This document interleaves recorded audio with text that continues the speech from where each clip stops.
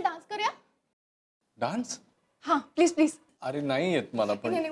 Please please please. अगं मला नाही येत. प्लीज कर माझ्यासाठी. काहीच नाही येत तुला. हात दे. हात ठेव. रेडी? ओके. ओके. स्विंग. या.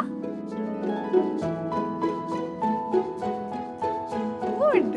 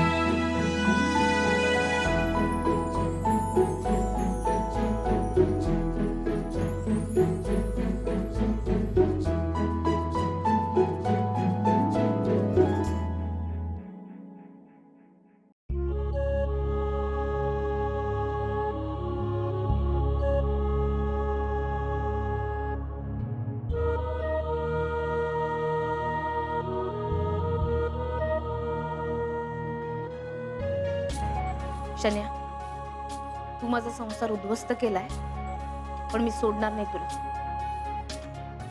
तुला माझ्या घरात नाही तर समाजातही काही स्थान राहणार नाही.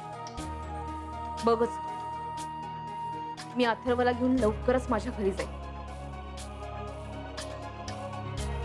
शन्या, आता तुझ्या आयुष्यातलं सुख, प्रेम, तुझ्या आयुष्यातलं मान सन्मान, तुझा हा जो माज आहे ना, ते सगळं नाही हिसकावून घेतलं तर पहा. आता आजपासून उलटी गिनती मोजायला सुरुवात कर. तुझी वाईट वेळ जवळ आली आहे.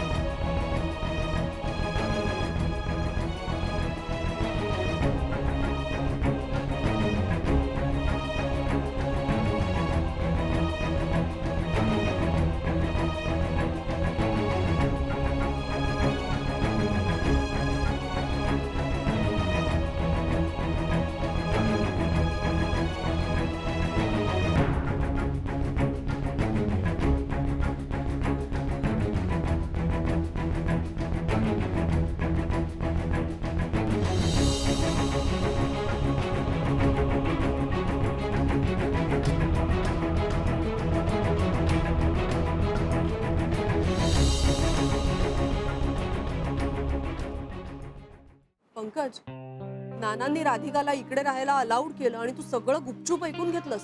म्हणजे मी काय बोलावं अशी अपेक्षा होती तुझी? तुला हे सगळं पटतंय का? हे बघ, शेजार धर्म या सगळ्या गोष्टी ना एका लिमिट पर्यंत ठीक आहे, पण म्हणून काय कोणी शेजारच्यांना आपल्या घरात राहायला जागा देत नाही ना. हे बघ समिधा, या सगळ्यांमध्ये मी काहीच बोलू शकत नाही, कारण घर नानांचं आहे, आपण इथे राहतो. त्यामुळे कुणाशी संबंध ठेवायचे, कुणाला घरात घ्यायचं नाही घ्यायचं हे ते ठरवणार, आपण नाही. कळलं? असं कसं? पंकज, तू त्यांचा कोणीच नाहीयेस का? आणि पंकज, आपणही या घरात राहतो, हे घरही आपलं आहे, आपण या घरासाठी खर्च करतो, आणि या कुटुंबातील एक सदस्य म्हणून आपलं मत काय आहे हे निदान त्यांनी विचारून घ्यायला हवं होतं की नाही? आज ते शेजारच्या राधिकाला इकडे घरात आणून ठेवलंय, उद्या अख्खा गाव गोळा करतील. समिधा, तू ना कधी कधी राईचा पर्वत करतेस, कळलं का? अगं, राधिका ताईची अवस्थाच तशी आहे. अशा सिच्युएशन मध्ये आपण तिला नाही समजून घेणार तर मग कोण घेणार, सांग ना. या समजून घ्या, चांगलं वागा. पंकज, शेवटी कसं आहे ना, तू त्यांचा मुलगा आहेस, सो तू चांगला असणारच. राधिका त्यांची मानलेली मुलगी आहे, सो तीही चांगली असणार. पण वाईट फक्त मी, कारण मी सून आहे ना या घरची, आणि सुनाया नेहमीच वाईट असतात, नाही का? कारण मी काहीही बोलले ना तर आयदर ते मत फोडून तरी काढतात किंवा ते त्यांना पटत तरी नाही. मग ते दुसरं काय करू शकतात, आणि त्यात त्यांचं काही चुकतही नाही. काय म्हणालास तू? म्हणजे मला हे म्हणायचे, तू चुकत नाहीये, म्हणजे तूही बरोबर आहे आणि ते सुद्धा बरोबर आहे. पण एक गोष्ट मात्र नक्की, काही झालं ना तरी नाना तिला घराच्या बाहेर नाही काढली. एक वेळ उद्या पटलं नाही तर आपल्याला जा म्हणतील, आणि तसं जर झालं ना तर काय परिस्थिती ओढावेल आपल्यावर तुला माहितीये का?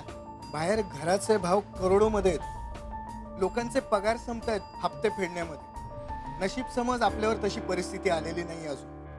हो, पण हे सगळं जे चाललंय ना ते काहीही न बोलता आपण फक्त बघत राहायचं का? तसं नाहीये समिधा. आणि मला एक सांग, राधिका ताई काय त्रास देते का तुला? अगं, उलट तिची तुला मदतच होईल, तुझी 4 कामं हलकी होतील. आणि मला एक सांग, तिच्या जागी जर माझी बहीण असती तर तिला असं हाकलून दिलं असतंस तू? सांग ना. पंकज, तुझ्याशी लग्न करताना ना मी एक प्रॅक्टिकल विचार केला होता की तू एकुलता एक आहेस, त्यामुळे दीर नणंद या असल्या भानगडी नसतील. पण इथे राधिका आली आहे माझी नणंद बनून, माझ्या राशीला. आज घास भरवलाय, उद्या आणखीन काय करतील देव जाणे.